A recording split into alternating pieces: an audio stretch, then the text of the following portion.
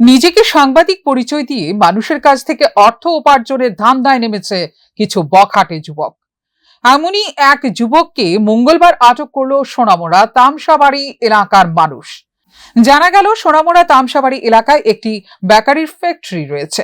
সেই ফ্যাক্টরিতে হঠাৎ কাউকে না জানিয়ে মালিকের অনুপস্থিতিতে মফিজ মিয়া নামে এক যুবক নিজেকে সাংবাদিক পরিচয় দিয়ে ফ্যাক্টরির ভিতরে ঢুকে মোবাইল ফোন দিয়ে ভিডিও করা শুরু করে। কর্মচারীদের বলে, ফ্যাক্টরির মধ্যে এত ময়লা কেন, মালিককে যেন তার সাথে দেখা করার কথা বলে। যথারীতি ওই ফ্যাক্টরির মালিক তাকে ফোন করলে সে বলে তার সাথে দেখা করে বিষয়টি শেষ করার জন্য। তখনই মালিক সাংবাদিক পরিচয় দেওয়া মফিজকে তার ফ্যাক্টরির সামনে আসতে বলে। তখনই এলাকার কিছু মানুষ বিষয়টি জানতে পারে। তারা জানতে চায় কোন সাংবাদিক এই সংবাদটি করেছে। তখন মানুষ ফ্যাক্টরির সামনে জড়ো হয়। যখনই ভুয়ো সাংবাদিক মফিজ ওই এলাকায় পৌঁছায়, তখন তাকে আটক করে এলাকার লোকজন এবং তাকে জিজ্ঞাসা করা হয় তার পরিচয়পত্র কোথায় এবং কার অনুমতি নিয়ে একটি খাদ্য তৈরির ফ্যাক্টরিতে প্রবেশ করা হয়েছে। সে কোনো প্রশ্নই উত্তর দিতে পারেনি এবং তার সাংবাদিকতার কোনো পরিচয়পত্র তার কাছে ছিল না।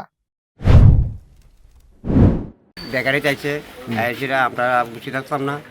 তো এরপরে বেকারি কর্মচারী ভিডিও গেম আটা করা লোন আরম্ভ করছে। এরপর বেকারি তার দমকাচ্ছে স্টাফটি। এরপর বেকারি তার আমার থেকে ফোন করছে, ফোন করে দাদা এই এমন ঘটনা। এরপর তুই আইলাম, আইসা তার বললাম কি তারি যে আমি আইসি করে লগে লগে বেরিয়েছে। তারা এরপর ডাক দিয়েছে, আমাকে শুন কি দিচ্ছে, না কিছু জানা, আমি তুই ফটো তুললি গিয়ে তোরে কেটা করছে, না তুলছি না। এরপরে আচ্ছা আপনি দেখা করেন, আমি তোর দেখা করতাম। এরপরে কথা বলে জায়গা দূরে একে জায়গা যে থাকা পরে এরপর আবার আমার আটটা দোকান আসলো, এই দোকানের ভিতরে গেছে গিয়ে সেটা আবার হ্যান থেকে আমার নাম্বার দিচ্ছে, নাম্বার লিয়ে ফোন করছে। পরে তারা আমি বারবার ফোন করতে প্রায় 20-25 বার ফোন করতে ফোন ধরে না, ফোন বিজিয়ে রাখছে, ফোন বিজিয়ে রাখছে। এরপরে ছাড়ছে। এরপরে আবার এই দেওয়াটা আমরা পাড়ার একটা ছেলে লিয়ে আবার আসতেছে পরে তারা ডাক দিচ্ছি, ডাক দিয়েছে। তারা সব কিছু জিজ্ঞেস করলাম কি পরিচয়পত্র কিছু দেখাতে পারে না।